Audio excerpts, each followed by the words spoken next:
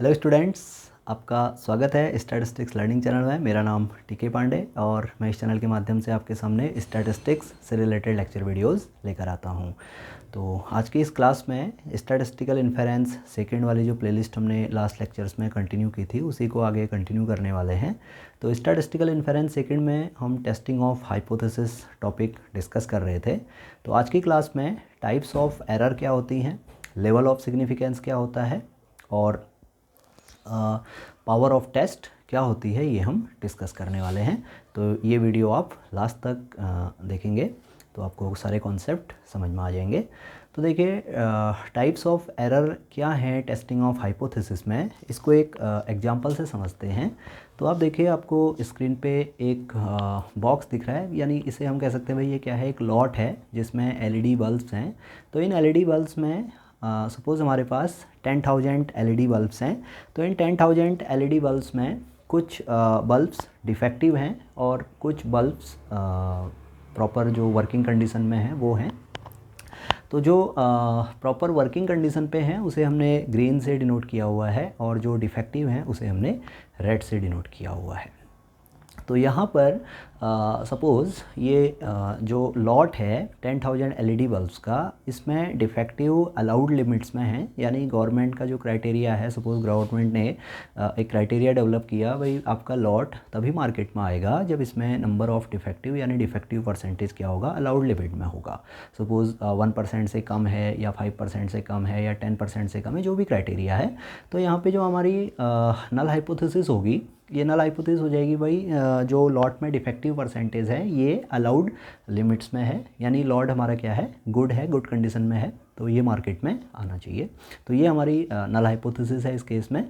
तो अब हमने क्या करना है, इसके अगेंस्ट अल्टरनेटिव हाइपोथेसिस देखिए। इसके अगेंस्ट जो अल्टरनेटिव हाइपोथेसिस होगी वो हम कहेंगे भाई लॉट इज़ नॉट गुड, यानी डिफेक्टिव परसेंटेज क्या है, लॉट में अलाउड लिमिट से ज़्यादा है। तो ये कंडीशन है, सिंपल सिचुएशन है। तो इस केस में हमें नल हाइपोथेसिस टेस्ट करनी है। तो नल हाइपोथेसिस टेस्ट करने के लिए हम सैंपल की एनालिसिस करते हैं, ये मैंने बताया था। और यहाँ पर जो पॉपुलेशन है, वो पॉपुलेशन की जो यूनिट्स हैं वो डिस्ट्रक्टिव हैं।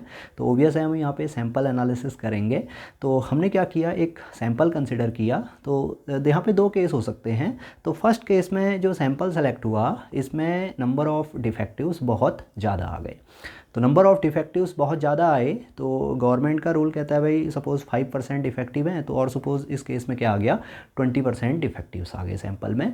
तो हमने सैंपल के बेसिस पे अपनी नल हाइपोथेसिस को रिजेक्ट कर दिया, जबकि नल हाइपोथेसिस क्या है यहाँ पर, करेक्ट है, क्योंकि लॉट हमारा क्या था, सही था, लेकिन सैंपल के बेसिस पे वो लॉट क्या हो गया, रिजेक्ट हो गया। यानी नल हाइपोथेसिस हमारी ट्रू थी, लेकिन सैंपल एनालिसिस के बेसिस पे जो सैंपल पॉइंट्स थे वो क्रिटिकल रीजन में लाई किए, तो हमने क्या कर दिया, नल हाइपोथेसिस को रिजेक्ट कर दिया। तो ये एक तरह की एरर है, ये एक रॉन्ग डिसीजन है। तो देखिए, क्रिटिकल रीज़न क्या होता है, ये लास्ट के लेक्चर वीडियो में हमने डिस्कस किया था। उसका लिंक मैं आपको ऊपर आई बटन पे भी दे दूंगा और आप डिस्क्रिप्शन से भी उस लिंक को, उस वीडियो को चेक कर सकते हैं, देख सकते हैं। तो आई होप आपको ये कॉन्सेप्ट समझ में आया होगा किस तरह की एरर यहाँ पे आ रही है। तो एक सेकंड एरर भी यहाँ पे है, सेकंड डिसीजन एरर हो सकती है। वो सेकंड डिसीजन एरर क्या है, अब सपोज़ जो लॉट है वो एक्चुअल में बैड है। लॉट क्या है, एक्चुअल में बैड है, यानी उस पर नंबर ऑफ़ डिफेक्टिव्स अलाउड लिमिट से ज़्यादा हैं। तो इस केस में हमने क्या किया, फिर से हमारी नल हाइपोथेसिस यही कि भाई लॉट गुड है, तो इसे हम टेस्ट करने जा रहे हैं। तो इस केस में जो नल हाइपोथेसिस है, ये हम देख रहे हैं भाई नल हाइपोथेसिस क्या है, एक्चुअल में फॉल्स है। तो अब हम सैंपल की एनालिसिस करेंगे। सैंपल हमने कंसिडर किया तो हम देखेंगे भाई, हमने देखा इस केस में सैंपल में डिफेक्टिव्स बहुत कम आए, यानी जो सैंपल में हमारे एलईडी बल्ब्स आए वो प्रॉपर वर्किंग कंडीशन वाले बल्ब्स ज़्यादा आ गए, नंबर ऑफ़ डिफेक्टिव्स कम आ गए। तो इस केस में हम क्या करेंगे, अपनी नल हाइपोथेसिस को एक्सेप्ट कर लेंगे, जबकि नल हाइपोथेसिस एक्चुअल में क्या थी, यहाँ पर फॉल्स थी। तो ये भी एक तरह का रॉन्ग डिसीजन है। तो हमने देखा दो तरह के रॉन्ग डिसीजन यहाँ पे बन रहे हैं। तो इन रॉन्ग डिसीजंस को मैं एक 2x2 की कंटिजेंसी टेबल की हेल्प से यहाँ पे रिप्रेजेंट कर सकता हूँ। तो ये रिप्रेजेंटेशन कुछ इस तरह का होगा। तो यहाँ पे देखिए अजम्पशंस जो हैं, दो अजम्पशन है हमारे पास। पहला अजम्पशन है भाई नल हाइपोथेसिस हमारी ट्रू है, दूसरा अजम्पशन है नल हाइपोथेसिस फॉल्स है। अजम्पशन मीन हाइपोथेसिस, तो हाइपोथेसिस हमारी फर्स्ट केस में ट्रू है, सेकंड केस में फॉल्स है। और दो तरह के डिसीजन हमारे पास हैं, या तो हम क्या करेंगे नल हाइपोथेसिस को रिजेक्ट करेंगे, या हम नल हाइपोथेसिस को रिजेक्ट नहीं करेंगे। तो इस केस में देखिए दो अजम्पशन मैंने जो लॉट का एग्जांपल लिया है उसी के बेसिस पे यहाँ पे अजम्पशन बने हुए हैं कि lot is good and lot is bad. और हमने क्या कर दिया, एक केस में लॉट को एक्सेप्ट कर लिया, एक केस में लॉट को रिजेक्ट किया। तो भाई जब लॉट गुड है और उसे हम रिजेक्ट कर रहे हैं तो ये एक रॉन्ग डिसीजन है। इसी तरह से लॉट बैड है लेकिन उसे हम एक्सेप्ट कर रहे हैं on the basis of sample. ये जो भी डिसीजंस हम ले रहे हैं ये मैं आपको शुरू से बताते आ रहा हूँ भाई। टेस्टिंग ऑफ हाइपोथेसिस क्या है, टू डिसीजन एक्शन प्रॉब्लम है, और ये टू डिसीजन किस पे बेस्ड हैं, हमेशा सैम्पल की एनालिसिस पे बेस्ड होते हैं। तो इस केस में क्या हुआ, लॉट गुड था लेकिन वो रिजेक्ट हो गया, तो ये एक रॉन्ग डिसीजन है। इसी तरह से लॉट बैड है, बैड क्वालिटी है उसकी, लेकिन वो एक्सेप्ट हो गया, तो ये भी एक रॉन्ग डिसीजन है। तो यहाँ पर चार केस हमारे बन रहे हैं। फर्स्ट केस में एच नॉट ट्रू है लेकिन वो सैम्पल एनालिसिस के बेसिस पे क्या हो गई, रिजेक्ट हो गई, that is our wrong decision and it is known as type first error. इसी तरह से सेकंड जो डिसीजन हो सकता है, सेकंड डिसीजन में क्या हुआ, नल हाइपोथेसिस हमारी ट्रू है और सैंपल के बेसिस पे वो एक्सेप्ट हो गई, दैट इज़ आवर कॉन्फिडेंस। इसे हम कॉन्फिडेंस कहेंगे और ये हमारा क्या है, राइट डिसीजन है। इसी तरह से जो थर्ड डिसीजन हो सकता है, थर्ड डिसीजन में नल हाइपोथेसिस एक्चुअल में फॉल्स है, सैंपल की एनालिसिस की, उसके बेसिस पे नल हाइपोथेसिस रिजेक्ट हो गई, तो ये भी हमारा क्या है, राइट डिसीजन है। तो इसे हम कहते हैं power, this is our power. अब पावर को ऐसे आप ध्यान में रख सकते हैं भाई, गलत को गलत कहने वाला आदमी क्या होता है, पावरफुल होता है ना। तो इस तरह के कॉन्सेप्ट में यहाँ पे नल हाइपोथेसिस फॉल्स है और हम उसे क्या कर रहे हैं, सैंपल के बेसिस पे रिजेक्ट कर रहे हैं, दैट इज़ आवर पावर। अब यहीं पे फोर्थ डिसीजन हमारा बनेगा भाई, नल हाइपोथेसिस एक्चुअल में फॉल्स है लेकिन हमने सैंपल के बेसिस पे उसे क्या कर लिया, एक्सेप्ट कर लिया, सैंपल एनालिसिस के बेसिस पे हमने उस हाइपोथेसिस को एक्सेप्ट कर लिया, that is a wrong decision and this type of wrong decision is termed as type second error. इस रॉन्ग डिसीजन को हम टाइप सेकेंड एरर कहेंगे। तो आई होप आपको समझ में आ गया होगा टाइप फर्स्ट एरर क्या है यहाँ पर और टाइप सेकेंड एरर क्या है। तो अब टाइप फर्स्ट एरर को फॉल्स पॉजिटिव भी कहा जाता है, टाइप सेकेंड एरर को फॉल्स नेगेटिव भी कहते हैं। अब ये फॉल्स पॉजिटिव क्या है, फॉल्स नेगेटिव क्या है, इसे भी थोड़ा सा समझ लेते हैं। तो अजम्पशंस में देखिए जो नल हाइपोथेसिस है, नल हाइपोथेसिस हमने डिफाइन किया था भाई, नो डिफरेंस की हाइपोथेसिस होती है, तो इसे हम एक नेगेटिव अजम्पशन ले सकते हैं। और अल्टरनेटिव हाइपोथेसिस ये हमारी पॉजिटिव अजम्पशन हो सकती है। अब जनरली जो ये नेगेटिव पॉजिटिव का कॉन्सेप्ट हम यहाँ पे यूज़, ये इस तरह का जो अजम्पशन हम कंसिडर करते हैं जनरली मेडिकल फील्ड से रिलेटेड ये अजम्पशंस होते हैं। तो इस केस में जो रिसर्च हाइपोथेसिस होती है यानी जो अल्टरनेटिव हाइपोथेसिस होती है उसे हम एक पॉजिटिव केस लेके चलते हैं और जो नल हाइपोथेसिस होती है उसे एक नेगेटिव केस लेके चल सकते हैं। और डिसीजन जो होते हैं, डिसीजन में हमारे पास दो तरह के डिसीजन होंगे, पॉजिटिव एंड नेगेटिव। तो पॉजिटिव डिसीजन होगा भाई, हम क्या कर रहे हैं, अपने नेगेटिव अजम्पशन को रिजेक्ट कर रहे हैं, that is our positive decision. और जहाँ पे हम नेगेटिव डिसीजन को एक्सेप्ट कर रहे हैं, that is our negative decision. तो इस तरह से आप डिसीजन को हमने क्या कर लिया, पॉजिटिव और नेगेटिव दो कैटेगरी में डिवाइड कर लिया, और जो अजम्पशंस थे यानी नल हाइपोथेसिस और अल्टरनेटिव हाइपोथेसिस उसे भी पॉजिटिव नेगेटिव में हमने कन्वर्ट कर लिया। इस तरह से हम यहाँ पे टाइप फर्स्ट एरर देखेंगे तो टाइप फर्स्ट एरर हमारा फॉल्स पॉजिटिव हो जाएगा, क्योंकि क्या है भाई, अजम्पशंस तो नेगेटिव था लेकिन वो एक्चुअली हम क्या कह रहे हैं, उसे पॉजिटिव कह रहे हैं, दैट इज़ फॉल्स पॉजिटिव। और जो यहाँ पे टाइप सेकेंड एरर है दैट इज़ फॉल्स नेगेटिव। तो इस तरह से आप इस कॉन्सेप्ट को समझ सकते हैं। तो ये एक कन्फ्यूजन मैट्रिक्स भी हमारी यहाँ पे बनती है, जैसे हम लॉजिस्टिक रिग्रेशन यूज़ करते हैं या जहाँ पे क्लासिफिकेशंस कर रहे होते हैं। तो क्लासिफिकेशंस में क्या होता है, कभी कभी क्लासिफिकेशन प्रॉब्लम में हम ऑब्जेक्ट को करेक्टली आइडेंटिफाई नहीं कर पाते हैं। इसका एक एग्जांपल भी हम देख सकते हैं भाई, जैसे मेडिकल फील्ड में हम देखते हैं भाई, कोई जैसे मैं डॉक्टर के पास गया और मुझे कुछ प्रॉब्लम है, मुझे बुखार आया हुआ है ना। तो डॉक्टर ने क्या किया, टेस्ट वगैरह किए और मेरी रिपोर्ट कोविड पॉजिटिव आ गई, जबकि मैं कोविड पॉजिटिव नहीं था। तो ये एक फॉल्स पॉजिटिव है, this is type first error. तो इस तरह से ये कॉन्सेप्ट आप समझ सकते हैं। तो आई होप आपको ये कॉन्सेप्ट समझ में आया होगा। अब जो नेक्स्ट टर्म यहाँ पे है ये स्टैटिस्टिक्स स्टूडेंट्स के लिए है, जो स्टैटिस्टिक्स में आगे एनालिसिस हम करने वाले हैं टेस्टिंग ऑफ हाइपोथेसिस में, उससे रिलेटेड कुछ टर्म्स में हम यहाँ पे डिस्कस करेंगे। तो पहली टर्म यहाँ पे है level of significance. Level of significance क्या होता है? तो level of significance simply probability of committing type first error है, यानी जो टाइप फर्स्ट एरर है, यानी जहाँ पे हम क्या कर रहे हैं, null hypothesis, correct null hypothesis को रिजेक्ट कर रहे हैं on the basis of sample, उसका चांस कितना है, ये लेवल ऑफ सिग्निफिकेंस है। इसे हम अल्फ़ा से डिनोट करते हैं। तो अल्फ़ा को यहाँ पे हम डिफाइन करें तो अल्फ़ा है probability of committing type first error. तो ये भी आप यहाँ पे ध्यान रखोगे, आपसे अब पूछा जाता है भाई what is type first error, तो काफ़ी स्टूडेंट्स क्या करते हैं, उसको रॉन्गली आंसर कर देते हैं भाई type first error is alpha, लेकिन ये रॉन्ग आंसर है। करेक्ट आंसर होगा type first error is the decision of rejecting null hypothesis when null hypothesis is true, that is our type first error.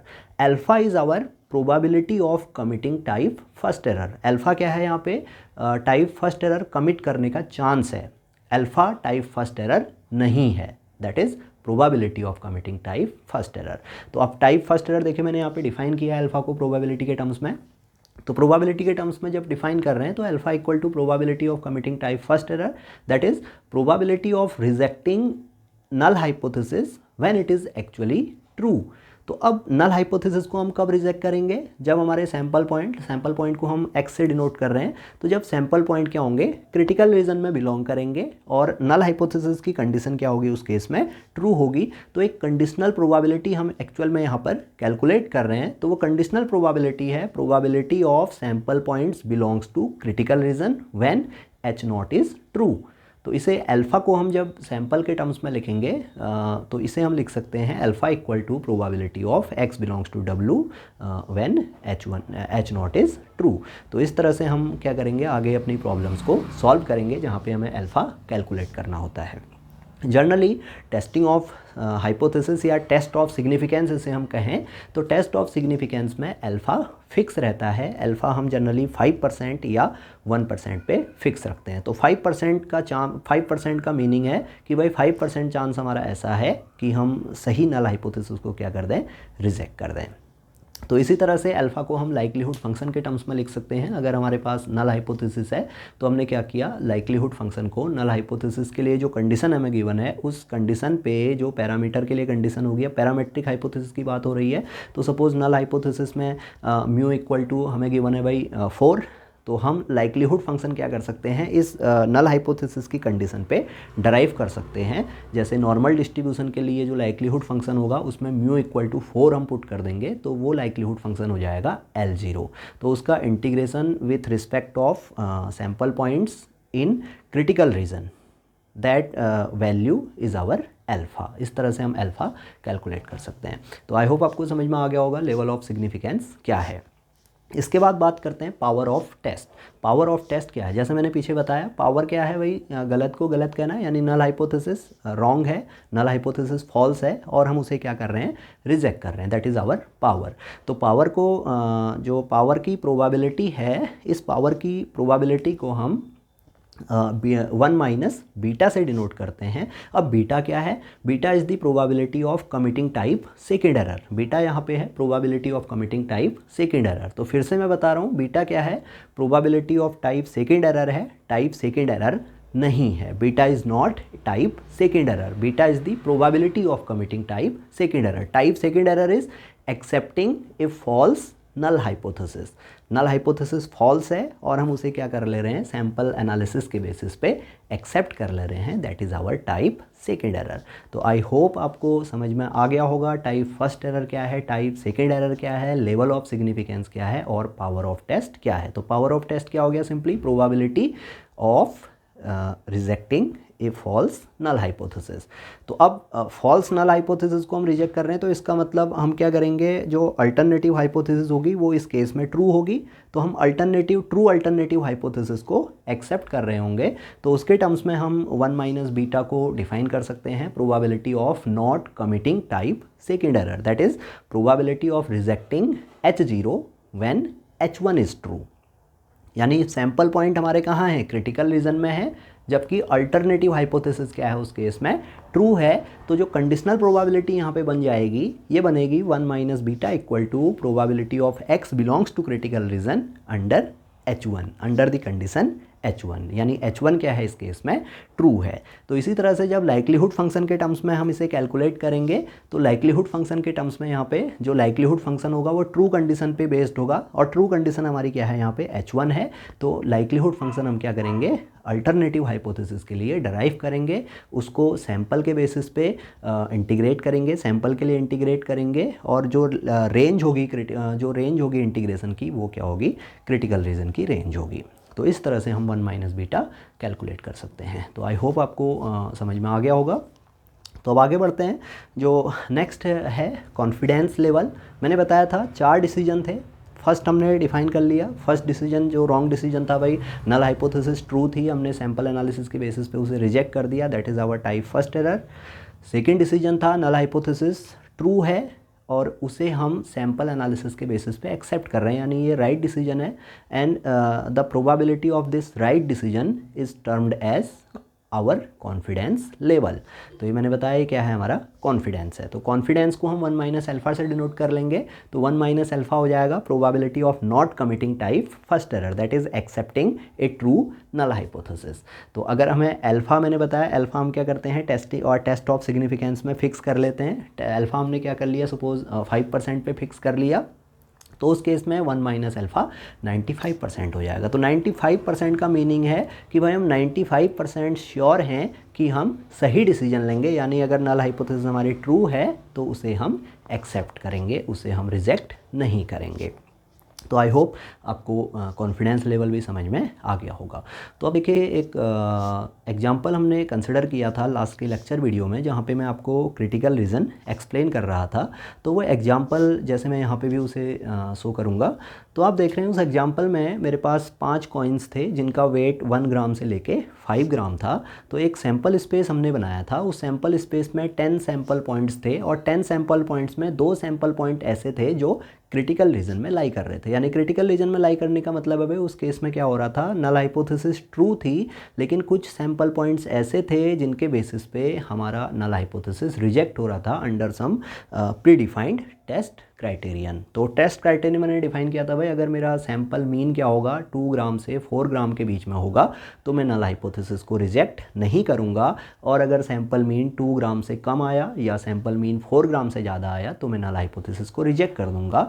तो इस कंडीशन पे based जो 2 sample points थे, ये सैंपल पॉइंट एक तो था 1,2, इसका हम सैंपल मीन कैलकुलेट करेंगे तो ये 1.5 आएगा, और दूसरा सैंपल पॉइंट था 4,5, इसका सैंपल मीन हम कैलकुलेट करेंगे तो ये 4.5 आएगा। तो ये हमारे टेस्ट क्राइटेरिया से बाहर जा रहा है, यानी ये क्रिटिकल रीजन में है, तो हम यहाँ पे क्या करेंगे, नल हाइपोथेसिस को रिजेक्ट करेंगे। जबकि हमारी नल हाइपोथेसिस थी भाई उन 5 कॉइन्स का एवरेज वेट क्या था, 3 ग्राम था, और वो ट्रू था, नल हाइपोथेसिस ट्रू थी, लेकिन फिर भी सैंपल के बेसिस पे हमारा क्रिटिकल नल हाइपोथेसिस क्या हो गई, रिजेक्ट हो गई। तो ये जो 2 सैंपल पॉइंट यहाँ पे कॉन्स्टिट्यूट हो रहे हैं, ये हमारा क्या है, एक क्रिटिकल रीजन है। तो इस क्रिटिकल रीजन का साइज़ मैंने बताया था, इस क्रिटिकल रीजन का साइज़ यहाँ पे क्या होगा, 20% होगा, और उस क्रिटिकल रीजन के साइज़ को हम अल्फ़ा से ही डिनोट करते हैं। तो अल्फ़ा की वैल्यू यहाँ पे 20% है, और 1 माइनस अल्फ़ा की वैल्यू 80% हो जाएगी। तो फिर मैंने ये भी एग्जाम्पल से एक्सप्लेन किया था कि भाई अगर हम इन 5 कॉइन्स में क्या कर लें, 50,000 कॉइन्स ले लें, 50,000 कॉइन्स की पॉपुलेशन ले ली, जिसमें हर कॉइन का वेट 1 से लेके 5 ग्राम तक का ही, और उनका एवरेज वेट 3 ग्राम है, और उन 50,000 कॉइन्स में से मैंने क्या किया, सपोज़ 5,000 या 500 कॉइन्स सेलेक्ट कर लिए। तो डिस्ट्रीब्यूशन जो होगा सैंपल मीन का, वो सैंपल मीन का एक्चुअल डिस्ट्रीब्यूशन एक नॉर्मल डिस्ट्रीब्यूशन की फॉर्म में होगा। तो इस नॉर्मल डिस्ट्रीब्यूशन में जो सैंपल पॉइंट है 1,2 ये लेफ़्ट टेल पे लाई करेगा, और 4,5 ये राइट टेल पे लाई करेगा, क्योंकि जो सैंपल पॉइंट्स की वैल्यू होगी वो 1.5, 2.0 अप टू 4.5 इस तरह से एक्स एक्सिस में लाई करेगा। तो यहाँ पर हम देख रहे हैं भाई जो लेफ़्ट टेल है, लेफ़्ट टेल में 10% क्रिटिकल रीजन हो जाएगा, राइट टेल में भी 10% हो जाएगा अगर हमारा टेस्ट टू टेल टेस्ट है। तो इस तरह से अल्फ़ा यहाँ पे 20% हो गया और 1 माइनस अल्फ़ा 80% हो गया। अब प्रॉब्लम क्या आती है टेस्ट ऑफ सिग्निफिकेंस में, हमारे पास दो तरह के एरर्स हैं, दो तरह के एरर्स में, टाइप फर्स्ट एरर और टाइप सेकंड एरर। तो हम क्या करते हैं, टाइप फर्स्ट एरर के कमिटिंग का चांस फिक्स कर देते हैं, यानी अल्फ़ा की वैल्यू को फिक्स कर देते हैं और टेस्ट स्टैटिस्टिक और सैंपल के बेसिस पे हम बीटा को मिनिमाइज़ करने की कोशिश करते हैं या 1 माइनस बीटा को मैक्सिमाइज़ करने की कोशिश करते हैं। तो अभी आप आगे देखोगे जो टेस्ट होते हैं उसमें हम सबसे पहले क्या करते हैं, उन टेस्ट की पावर देखते हैं, कौन सा टेस्ट पावरफुल है, तो उसके बेसिस पे फिर हम situation to situation test apply करते हैं। तो आई होप आपको ये लेक्चर वीडियो समझ में आ गया होगा। तो यहाँ पर अब जो क्वेश्चन बनता है, क्वेश्चन ये बनता है भाई टाइप फर्स्ट एरर और टाइप सेकंड एरर में कौन सी एरर ज़्यादा खतरनाक है, कौन सी एरर ज़्यादा नुकसान करेगी। तो ये क्वेश्चन आप लोगों के लिए है, आप इसे कमेंट में आंसर करेंगे। तो मैं आशा करूँगा आप इसे कमेंट सेक्शन में आंसर करेंगे और सही आंसर करेंगे। तो देखते हैं क्या डिस्कशन निकलता है। तो अगर आपको ये वीडियो लेक्चर पसंद आया है तो इसे आप लाइक करेंगे, अपने फ्रेंड्स में शेयर करेंगे, और आपने अगर अभी तक हमारा चैनल सब्सक्राइब नहीं किया है तो प्लीज़ आप हमारे चैनल को सब्सक्राइब कर लीजिए। Thank you.